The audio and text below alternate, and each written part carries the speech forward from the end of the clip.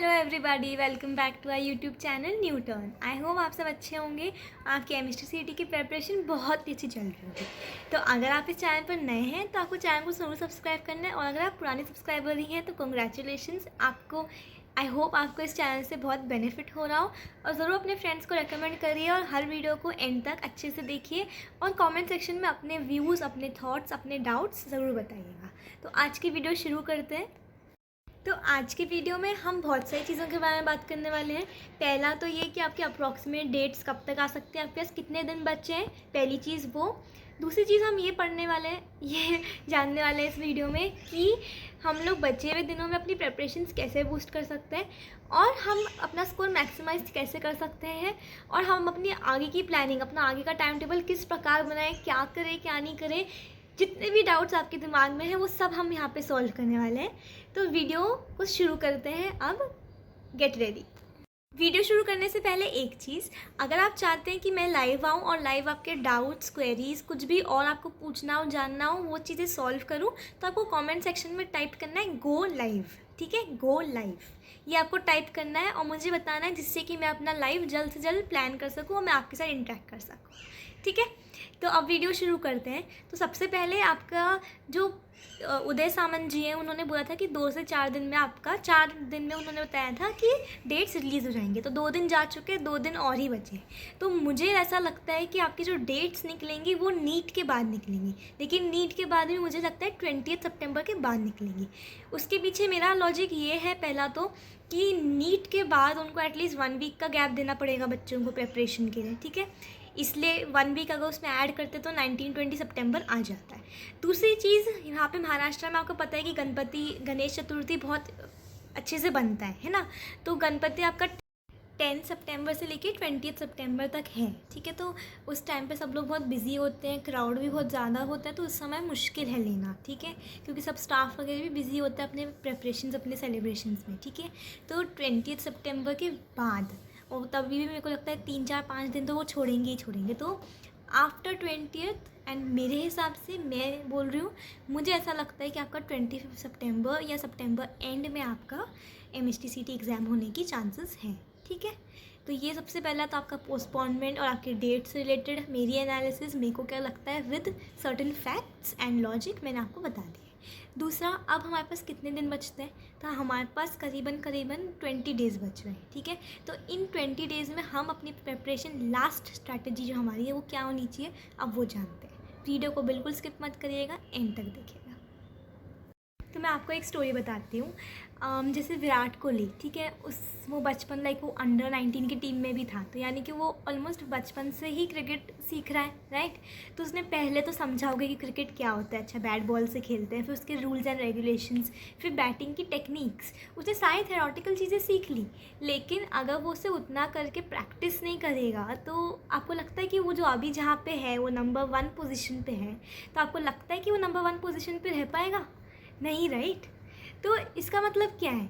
इसका मतलब सिंपली ये है कि आपको प्रैक्टिस करना बहुत ज़्यादा ज़रूरी है। आप सारे कंसेप्ट सीख लोगे, आप जो लर्निंग की चीज़ें आप लर्न कर लोगे, बट जब तक कि आप प्रैक्टिस नहीं करते हो, आप उस प्रेशर वाले एनवायरनमेंट में नहीं रहते हो, आप मिस्टेक्स करोगे ही करोगे, because you are lacking practice. ठीक है, तो इसका शॉर्ट फंडा क्या है आपके पास? Mock test. ठीक है, आपको मॉक टेस्ट लगाना बहुत ज़्यादा ज़रूरी है। ठीक है, इन लास्ट के 20 डेज़ में आपको बाकी चीज़ें क्या करनी है वो मैं आपको ज़रूर बताऊंगी, बट एवरी डे अगर आप एक मॉक टेस्ट लगाते हो, एक मॉक टेस्ट सॉल्व करते हो, तो आपके फर्स्ट ऑफ ऑल तो क्वेश्चंस की प्रैक्टिस हो जाएगी, उस एनवायरनमेंट में कैसे रहना है वो समझ में आएगा, टाइम मैनेजमेंट समझ में आएगा, आपकी रिकॉलिंग मेमोरी कितनी अच्छी है, आपने जो स्टडी किया था क्या आप उसको रिकॉल कर पा रहे हो, क्या आप प्रेशर हैंडल कर पा रहे हो, वो सारी चीज़ें आपको टेस्ट के माध्यम से पता लगती हैं। ठीक है, तो आपको मॉक टेस्ट देना काफ़ी ज़रूरी है। ठीक है, मैंने लाइव में जब आई थी तभी मैंने बोला था कि अगर हम कोई बुक परचेज़ करके करते हैं तो हम लोग बहुत आलसी होते हैं, हम लोग चीज़ों को टाल देते हैं कि यार बाद में करेंगे, छोड़ो ना। पर जब हम कोई टेस्ट सीरीज़ में एनरोल करते हैं तो बहुत फ़ायदेमंद होता है, तब हमारे पास पूरा रूटीन होता है कि हमें करना ही करना है। ठीक है, तो अगर आपको हमारे मॉक टेस्ट के सीरीज़ में ज्वाइन करना हो तो गूगल फॉर्म, डिस्क्रिप्शन बॉक्स में लिंक दिया है गूगल फॉर्म की, उसको फटाफट फिल करिए और आप एनरोल हो जाइए टेस्ट सीरीज़ में, ज़रूर मॉक टेस्ट दीजिए। ठीक है, और अगर आपको आपको अगर किसी और की मॉक टेस्ट सीरीज़ ज्वाइन करनी है तो आप कर सकते हैं, लेकिन हमारे जितना रीज़नेबल एकदम चॉकलेट की प्राइस जितना आपको डिटेल्ड सोल्यूशंस अबाउट एवरीथिंग, जो क्वेश्चंस आपको नहीं आएंगे उनके आप सोल्यूशंस देख सकते हैं, ठीक है। और आपको रियल टाइम रैंकिंग, आपकी क्या रैंक है वो भी आपको पता लगता है। आपको पर्सनलाइज्ड ग्रुप्स वगैरह में ऐड किया जाता है जहाँ पे आप सब कुछ डाउट्स आपके पूछ सकते हो एंड तक, ठीक है। तो ये सब फैसिलिटीज़ मेरे को नहीं लगता कोई और कहीं पे प्रोवाइड की जाती है, तो आप ज़रूर एनरोल कीजिए, ठीक है। अब आगे का स्टडी प्लान हम देखते हैं, मॉक टेस्ट के अलावा आपको और क्या करना चाहिए, ठीक है। दूसरी चीज़ है आपका प्रीवियस ईयर के क्वेश्चन सॉल्व करना, ठीक है। आपको प्रीवियस ईयर के क्वेश्चंस कुछ भी हो जाए, आपको एवरी डे 30 तो एटलीस्ट सॉल्व करने, 30 फिजिक्स के, 30 केमिस्ट्री के, 30 मैथ्स के, तो मैं एटलीस्ट बोल रही हूँ, मतलब ये तो मिनिमम है। यानी कि 100 क्वेश्चन आपको प्रीवियस ईयर क्वेश्चंस करने ही करने हैं, ठीक है। जो लोग टारगेट की बुक्स फॉलो कर रहे हैं वो कम्पिटिटिव सेक्शन कर सकते हैं, क्योंकि दूसरे जो स्टेट्स के सीईटी होते हैं वहाँ से भी कभी का क्वेश्चंस उठाए जाते हैं, हम आपको हमेशा से बताए आ रहे हैं, ठीक है। तो मैं इस पर एलैबोरेट नहीं करूँगी।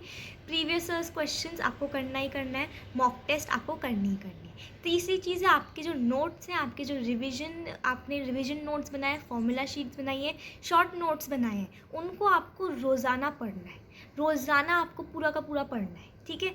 और आपको फिर आंखें बंद करके सोचना है कि आपको कितना याद आ रहा है, या फिर आप एक पेपर पेन ले सकते हो और एक चैप्टर आपने रिवाइज़ करा, फिर आप फटाफट लिख दो कि उस चैप्टर का क्या क्या क्या क्या क्या क्या था, ठीक है। और फिर आप मैच करके देख सकते हो कि आपने कितना मिस आउट किया है, उतना फिर से आप रिवाइज़ करके आपका फिर रिवीजन थॉरली हो जाएगा, ठीक है। तो एंड के डेज में हमें बिल्कुल भी आलसी नहीं होना है, ठीक है, क्योंकि अभी ही मेहनत करनी है, फिर तो मज़े ही मज़े हैं, ठीक है। तो आपको मॉक टेस्ट लगानी है, प्रीवियस ईयर्स क्वेश्चंस लगाने हैं, आपको ये जो मैंने आपको रिवीजन करने को बोला आपको रिवाइज़ करना है। अगर आप मेंटली कर सकते हो, मतलब आपने अपनी शीट से रिवाइज़ कर लिया, फिर रिकॉल करना है, अगर आप मेंटली कर सकते हो तो ठीक है, नहीं तो आप पेपर पेन से भी कर सकते हो, ठीक है, जो भी स्ट्रैटेजी आपको लगे। और दूसरी चीज़, एक और चीज़ ये भी है कि आपकी जो एग्ज़ाम टाइम होती है 2 से 5 PM, उसमें अपना पढ़ाई ज़रूर करिए, ठीक है, क्योंकि तब आपका माइंड जो है वर्क करने का कंडीशन जो है वो वर्क करेगी आपकी 2 से 5। नहीं तो अगर आप सो गए या कुछ, तो रियल टाइम में जब रियली आपका एग्ज़ाम होगा तब आपको फिर भी नींद आएगी उस समय, ठीक है। तो उस समय अपनी पढ़ाई ज़रूर करिए, ठीक है। और पानी पीते रहिए और अच्छे से खाना खाइए, बिल्कुल भी स्ट्रेस मत लीजिए, जो होगा सो होगा ही, लेकिन आपका हार्डवर्क जो है वो आपको, जितना आपने हार्डवर्क किया होगा उतने मार्क्स आपको आएंगे ही आएंगे, ठीक है। तो आपका हार्डवर्क आपसे कोई नहीं छीन सकता। इस 20 डेज़ में बहुत अच्छे से प्रिपरेशन कीजिए, हो सके तो जल्दी सोइए रात को, और सुबह एकदम फ्रेश माइंड से 4 बजे उठ के, 5 बजे उठ के पढ़ाई कीजिए, वो आपके प्राइम टाइम होते हैं, ठीक है, पढ़ाई करने के।